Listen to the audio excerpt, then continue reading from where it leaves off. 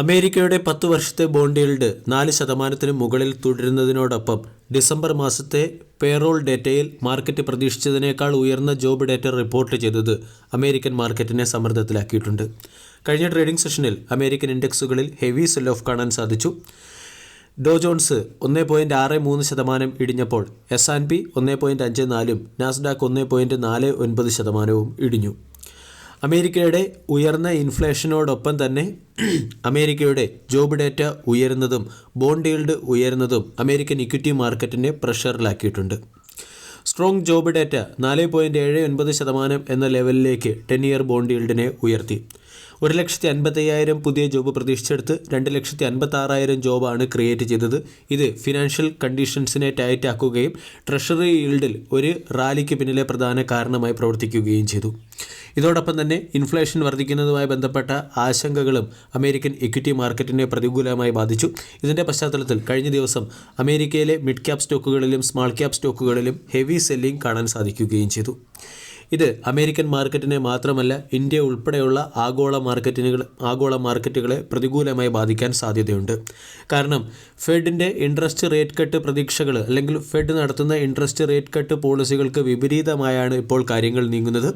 ഇത് ഫെഡിനെ interest rate കട്ടിൽ നിന്നും പിന്തിരിയാൻ പ്രേരിപ്പിക്കുകയും ഇൻട്രസ്റ്റ് റേറ്റ് ഹൈക്ക് വരികയാണെങ്കിൽ അത് ഇക്വിറ്റി മാർക്കറ്റിനെ വളരെയധികം പ്രതികൂലമായി ബാധിക്കാനുള്ള ഒരു അവസ്ഥ പര്യാപ്തമാക്കുകയും ചെയ്യും. ഇതിൻ്റെ പശ്ചാത്തലത്തിൽ 2025 സ്റ്റോക്ക് മാർക്കറ്റിൽ അത്ര മികച്ച വർഷമായിരിക്കില്ല. 2025 മാർക്കറ്റ് മേജർ കറക്ഷനിലേക്ക് നീങ്ങാൻ സാധ്യതയുണ്ടെന്ന് പല ടെക്നിക്കൽ അനലിസ്റ്റുകളും വാർണിംഗ് നൽകിയിട്ടുണ്ട്.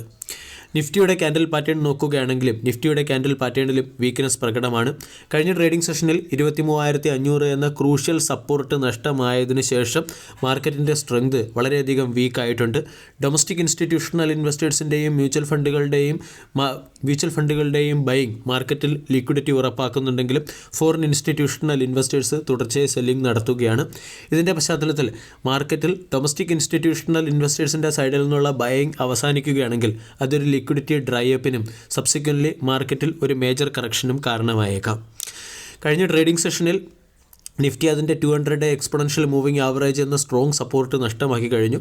200 എക്സ്പൊണൻഷ്യൽ മൂവിംഗ് ആവറേജ് റേഞ്ച് വരും സമയങ്ങളിൽ പ്രധാന റെസിസ്റ്റൻസായി പ്രവർത്തിക്കാനും സാധ്യതയുണ്ട്. ഇനിയുള്ള ഏറ്റവും മികച്ച സപ്പോർട്ട് 23,200 എന്ന ലെവലാണ്. 23,200 എന്ന ലെവൽ ഡിസിസീവായി ബ്രീച്ച് ആവുകയാണെങ്കിൽ ഇൻഡെക്സ് 21,800, 21,500 തുടങ്ങിയ ലെവൽ വരെ ഇടിയാൻ സാധ്യതയുണ്ട്. ഫോറിൻ ഇൻസ്റ്റിറ്റ്യൂഷണൽ ഇൻവെസ്റ്റേഴ്സിൻ്റെ തുടർച്ചയായ സെല്ലിംഗ്, US ഡോളർ ശക്തി പ്രാപിക്കുന്നത്, അമേരിക്കൻ പ്രസിഡന്റ് ഡൊണാൾഡ് ട്രംപിൻ്റെ താരിഫ് പോളിസികളെക്കുറിച്ചുള്ള ആശങ്ക തുടങ്ങിയവ മാർക്കറ്റിനെ വരും ദിവസങ്ങളിലും വോളറ്റൈലായി നിലനിർത്തിയേക്കും. കഴിഞ്ഞ ട്രേഡിംഗ് സെഷനിൽ ഇന്ത്യൻ നിഫ്റ്റി ഇടിഞ്ഞതിനോടൊപ്പം തന്നെ മിഡ് ക്യാപ് സ്മോൾ ക്യാപ് ഇൻഡെക്സുകളിൽ വന്ന ഹെവി സെല്ലിങ്ങും ഒരു പ്രധാന കൺസേണായി മാറിയിട്ടുണ്ട്. പല മിഡ് ക്യാപ് സ്മോൾ ക്യാപ് സ്റ്റോക്കുകളിലും ഹെവി കറക്ഷൻ വരികയും ഏകദേശം 260ഓളം സ്റ്റോക്കുകൾ 52 വീക്ക് ലോയ്ക്ക് അടുത്തെത്തുകയും ചെയ്തു. വരും സമയങ്ങളിൽ ഒരു കോഷ്യസ് അപ്രോച്ച് വേണം മാർക്കറ്റിൽ നമ്മൾ വെച്ച് പുലർത്താൻ. 23,650 ഇമ്മീഡിയറ്റ് റെസിസ്റ്റൻസായി പ്രവർത്തിക്കും.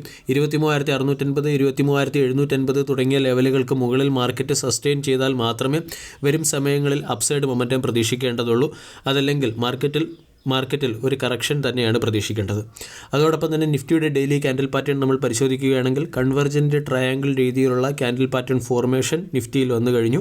കൺവെർജൻറ്റ് ട്രയാങ്കിളിൻ്റെ ബോട്ടം സൈഡ് ബ്രേച്ച് ചെയ്യുകയാണെങ്കിൽ പിന്നീട് മാർക്കറ്റിൽ ഒരു കറക്ഷൻ വരാനും 22,000 എന്ന സപ്പോർട്ട് സോണിലേക്ക് മാർക്കറ്റ് ഇടിയാനുമുള്ള സാധ്യതകൾ വർദ്ധിപ്പിക്കുന്നു. ഇതിൻ്റെ പശ്ചാത്തലത്തിൽ വരും ദിവസങ്ങളിൽ മാർക്കറ്റിനെ ഒരു കോഷ്യസ് അപ്രോച്ച് വെച്ച് വേണം നമ്മൾ കോഷ്യസ് വേയിലൂടെ വേണം അപ്രോച്ച് ചെയ്യാൻ. വീഡിയോ എല്ലാവർക്കും ഇഷ്ടമായി എന്ന് വിശ്വസിക്കുന്നു. Thank you.